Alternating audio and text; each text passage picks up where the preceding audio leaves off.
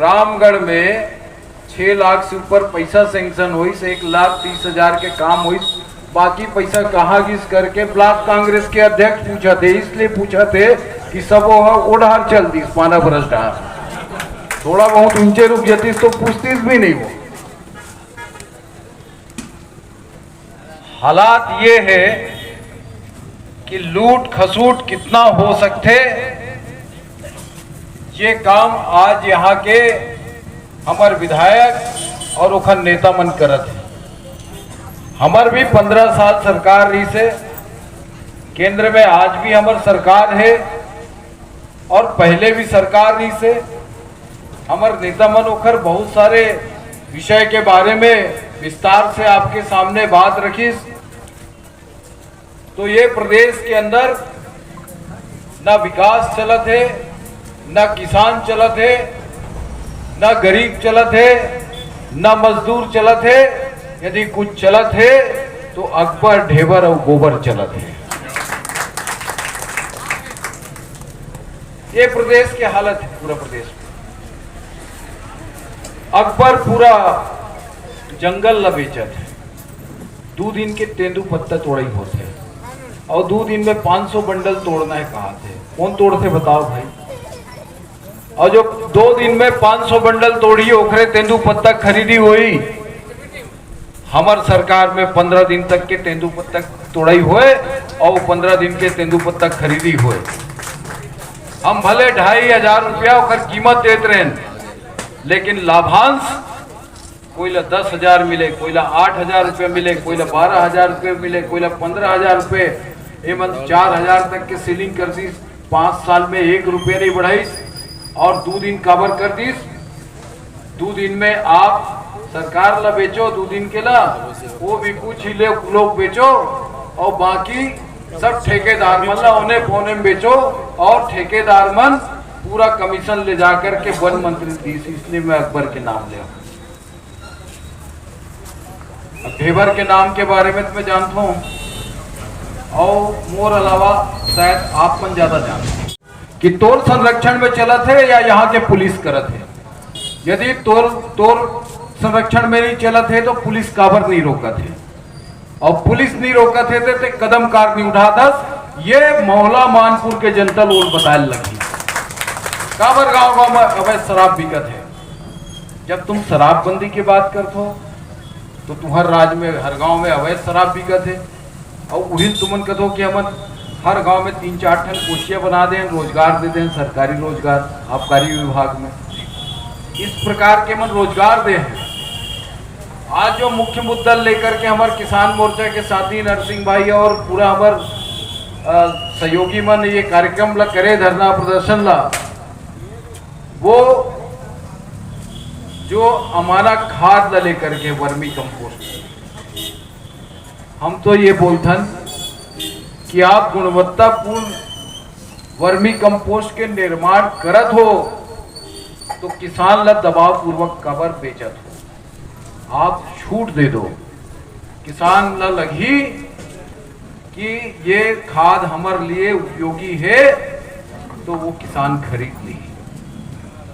आप ला किसान ला मजबूर नहीं करना चाहिए, और ये सरकार किसान ला मजबूर करत है कि यदि आप वर्मी कंपोस्ट नहीं खरीदू तो आप ला दूसरा खाद नहीं ले जाए सोसाइटी से। ये कौन से तरीका हुई? आज तक कभी ऐसे नहीं हो रही थे, लेकिन आज पिछले 2 साल से हम देखा था कि ये सरकार जबरदस्ती किसान मल्ला वर्मी कंपोस्ट ला थोपे के काम करत। इस प्रकार से काम ये सरकार एक हाथ से दे करके किसान से दूसरा हाथ से लूटे के काम करत है। अब खुद है मुख्यमंत्री बोलते हम तो 250 करोड़ के गोबर खरीदे हैं और 300 करोड़ के वर्मी कंपोस्ट बेचे हैं। खुद है मुख्यमंत्री बोला थे। तो भैया का वर्मी कंपोस्ट और खाते हैं किसान मन से कमाई करे बर योजना ला है, इसका उकर बयान है, सोशल मीडिया में ये बयान है। अरे भाई, आप किसान को जबरदस्ती मत करिए, और नहीं तो समय बहुत दिन नहीं है, सिर्फ 2 महीना बाकी है।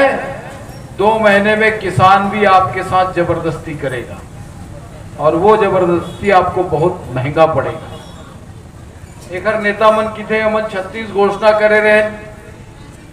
अब वो 36 घोषणा में से 34 घोषणा पूरा कर दें। चलो मैं यहाँ चुनौती पूर्ण बोलता हूँ कि 36 घोषणा में से पूरा घोषणा की बात नहीं करो, 3 घोषणा की बात करता हूँ। इधर 34 में से वो 33 हो जाएगी। पहला शराबबंदी नहीं हुई, दूसरा 2 साल के बोनस नहीं मिली, तीसरा अनियमित और संविदा कर्मचारी मन के नियमितीकरण नहीं हो। इसलिए बता भैया कहां से 34 घोषणा पूरा होगी? 36 में 34 घोषणा कैसे पूरा होगी? 3 घोषणा में बता दो पूरा हो। समीक्षा करेंगे तो बहुत सारा घोषणा निकल जी। कुल मिलाकर के 17 घोषणा में काम करे, वो में भी 6 घोषणा आंशिक रूप से पूरा हो है, कुछ घोषणा जो है ठीक ठाक ढंग से पूरा हो, और बाकी कर्जा माफी के और बाकी चीज लाते मन बताई से। और धान खरीदी में तो केवल ये साल थोड़ा व्यवस्था सही रही, जो सही रही वो सही रही, वो में कोई दिक्कत नहीं है। लेकिन हर साल किसान ला बारदाना बर्तन गई, टोकन बर्तन गई, पहली जैसे व्यवस्था आज आओ कल बेचो परसों आप लोग पैसा मिल जाएगी, ये जो व्यवस्था डॉक्टर रमन सिंह जी बनाए रही से, वो व्यवस्था भी चौपट हो गई से। लेकिन अब ये चुनावी साल में ये सब चीज ला ठीक करे के काम करत है। और जहां तक विकास के सवाल है तो विकास तो पूरी तरीके से ठप हो चुके हैं। हमार 15 साल में हमार विधायक रीस नहीं रीस एक अलग सवाल है, विधायक रीस तब भी और नहीं रीस तब भी हम मोला मानपुर के विकास के बारे में पूरी तरीके से चिंता करें, चाहे वो शिक्षा के क्षेत्र में हो, सड़क के क्षेत्र में हो, स्वास्थ्य के क्षेत्र में हो। लेकिन ये 5 साल के अंदर ये विधायक ये नहीं बता सके कि मोर उपलब्धि ये है।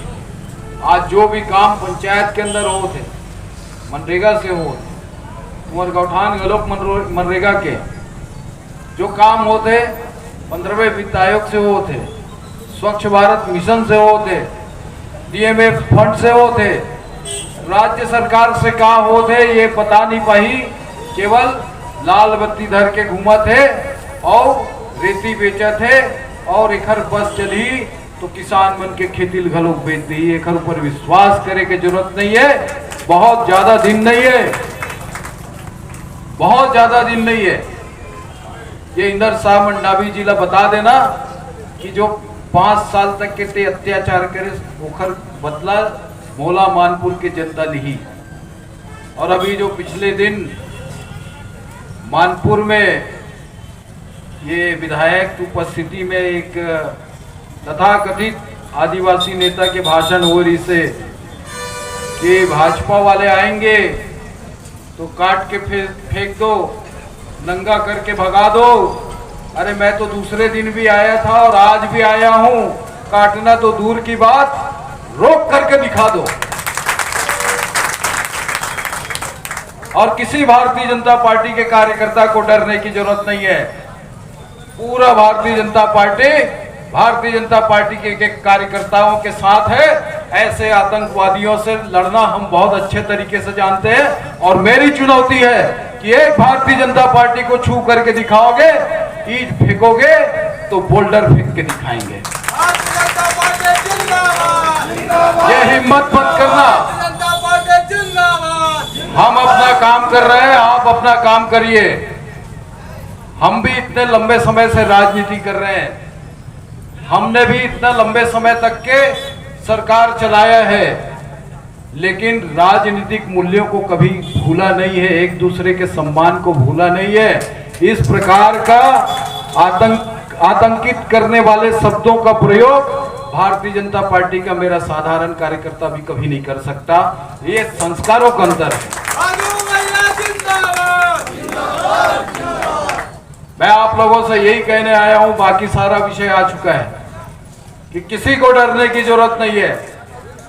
अगले दिन सांसद जी आए थे, संजीव शाह जी पूरे घूम रहे हैं, हमारे एक एक कार्यकर्ता घूम रहे हैं।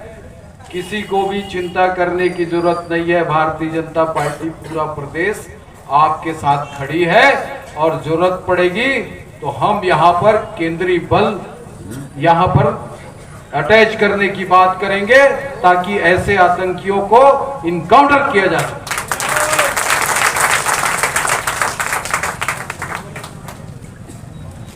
मैं आप सबसे यही अनुरोध करूंगा कि आप सोसाइटी में जा करके बोलिए हमारी मर्जी होगी तो हम खरीदेंगे, नहीं होगी तो नहीं खरीदेंगे। सरकार का दबाव है, आपको खरीदना पड़ेगा, ये बात मैं जानता हूं।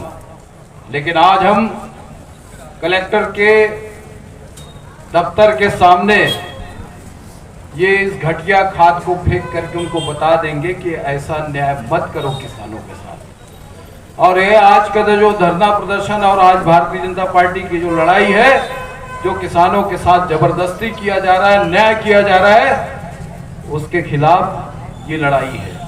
तो आप सबको आगे भी भारतीय जनता पार्टी के साथ खड़ा होना है, यही निवेदन और आग्रह करते हुए मैं आज हमारे मौला मानपुर जिले के किसान मोर्चा से लेकर के भारतीय जनता पार्टी, युवा मोर्चा, महिला मोर्चा, सभी प्रमुख लोगों को इस आयोजन में उपस्थिति के लिए धन्यवाद भी देता हूं। और अब हम अंतिम उद्बोधन के बाद यहाँ से कलेक्ट्रेट तक के रैली के रूप में चलेंगे। कृपया अनुशासन बना करके हम सब चले, यही निवेदन और प्रार्थना। बहुत बहुत